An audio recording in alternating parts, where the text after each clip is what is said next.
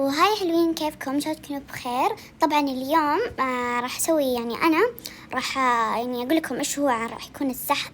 قررت اسوي السحب بدال انه لان حسيت انه كله يعني كذا شحن زي كذا، فقلت اني بخلي بدال راح يكون في واحد شحن وفي واحد جولدي. بما انه خاص قريب بنوصل 5000، فراح اسوي سحب طبعا على جولدي. راح يكون جولدي، طبعا هذا الجولدي طبعا انا الان مو معاي، لكن راح اشتريه ان شاء الله من متجر، او ما عليكم يعني لا تهمون، اكيد راح اشتري.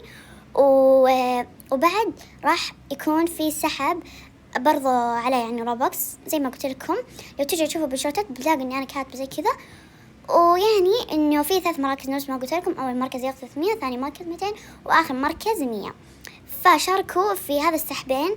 طبعا شاركوا بهذا الفيديو، لاني انا لما بختار من هذا الفيديو. فبس والله يا حلوين، باي.